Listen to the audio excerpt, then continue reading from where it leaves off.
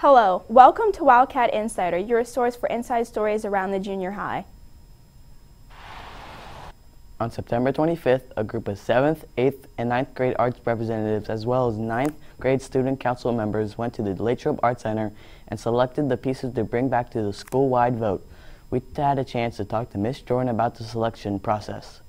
Students look for different artwork that's different types of styles, like landscapes, portraits, and more abstract things, so we have a variety of different styles.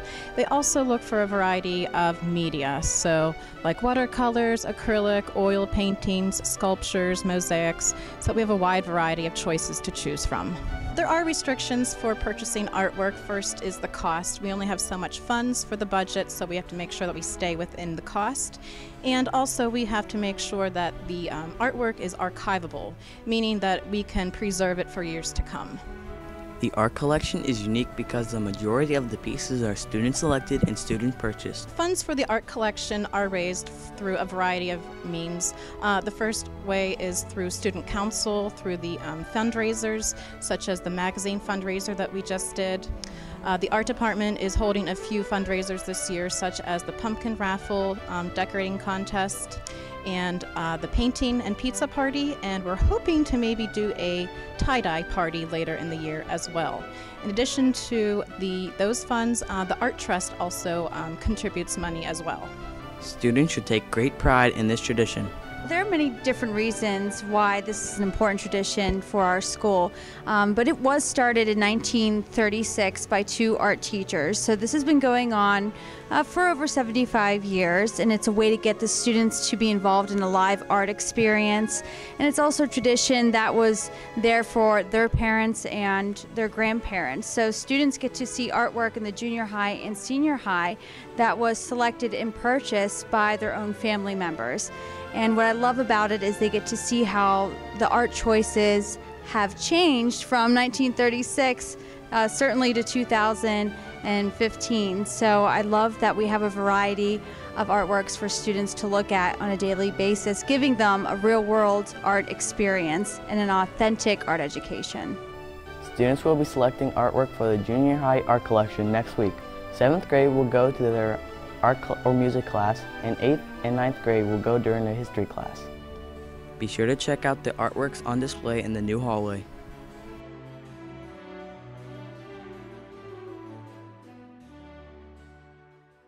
In order to raise money for the purchase of the artwork, be sure to support the pumpkin decorating contest.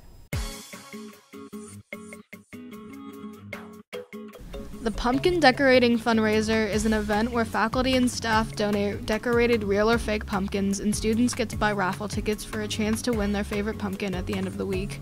Here are some examples of donated pumpkins from last year.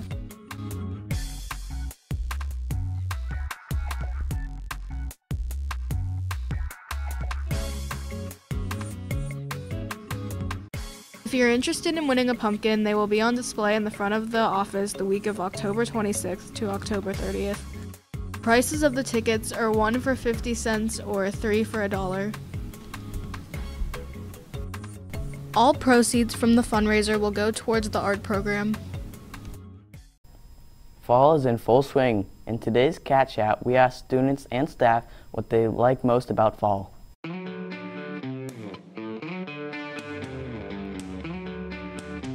My favorite activity in fall is eating pumpkin pie. It's pumpkin spice lattes from Starbucks. My favorite activity of fall is dressing up on Halloween and scaring people.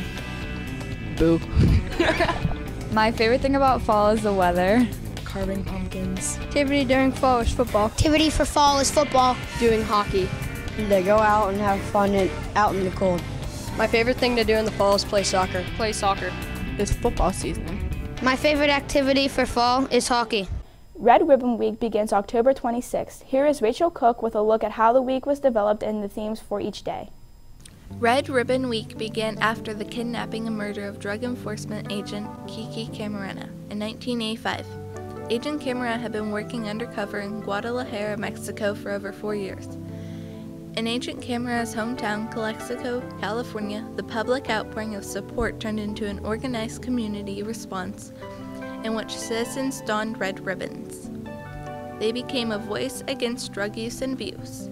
The following year, the California State PTA adopted Red Ribbon Week campaign. Today, the Red Ribbon Week celebration brings millions of people together to raise awareness regarding the need for alcohol, tobacco, and other drug and violence prevention, early intervention, and treatment services. Respect yourself, be drug-free. Show your pride by following the daily themes. Mismatch Monday, Tie-Dye Tuesday, Wear Red Wednesday, Twin Day Thursday, Freedom Friday. We'll be back after this commercial break. Come to the Halloween dance on Friday, October 23rd. Tickets will be sold at lunch for $5 and $6 at the door. In our next segment, Mrs. Habercorn and Jared Redinger face off in this week's Cat Challenge.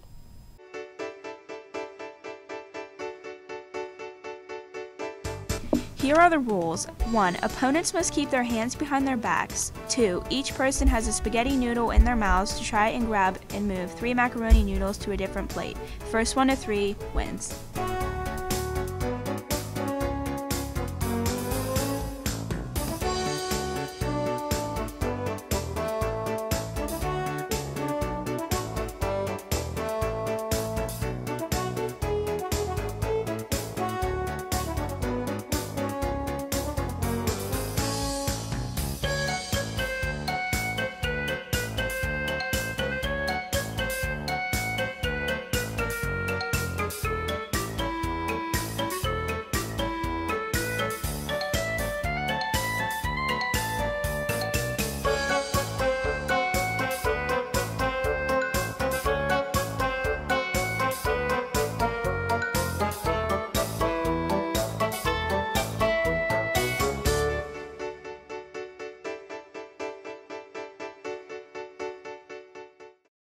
The fall sports team have been hard at work. Jordan Marquez and the Insider Review with Coach Armstrong about how the 9th grade team is doing.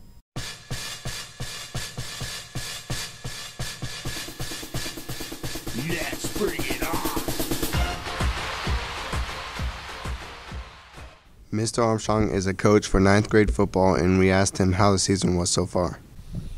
The season's going pretty good so far.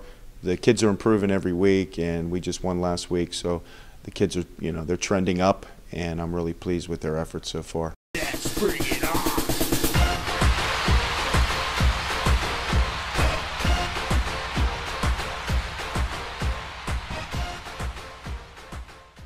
The 9th grade football team plans on improving a few things. We plan on improving the offense. We're just kind of scratching the surface of what the kids are capable of doing. So that's where our main emphasis, and of course tackling.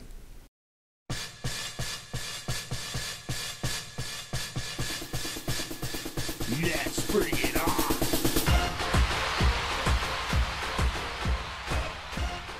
This year, the team is mixed with a different variety of kids throughout the school.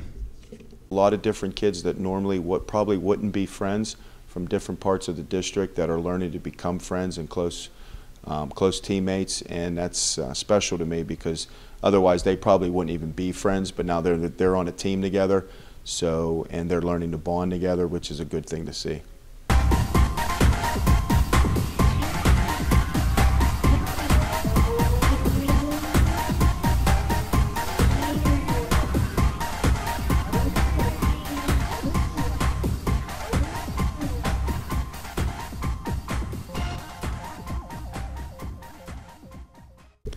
We had the chance to ask some of the players about their favorite moment of the season. The best moment during this season is our first touchdown of the year. The best moment of this season for me was tackling the quarterback in Mount Pleasant's game last night.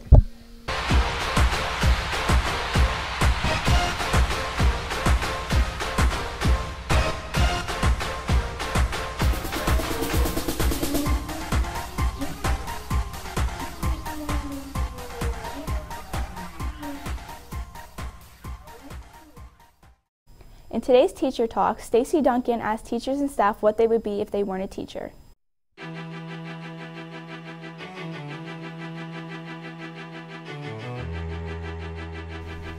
If I wasn't a teacher, I would be a carpenter. I would be an astronaut. I would teach something with computers and graphic design because I think that's fascinating. It's always new and ever-changing. I'd be a 9th grade football coach at Hempfield so I could beat Mr. Armstrong. I would probably be a meteorologist. I'd be a professional ice cream taster. Mr. Wilkins and I always talk quite a bit about owning our own food truck. Mr. Wilkins would drive the food truck, and of course he would taste test anything that we do, and I would cook. So, if you ever see us out someday parked in Latrobe, stop by and try out one of our tasty tacos. The magazine sales are complete. Here are the final tallies. Student Council thanks you for your participation.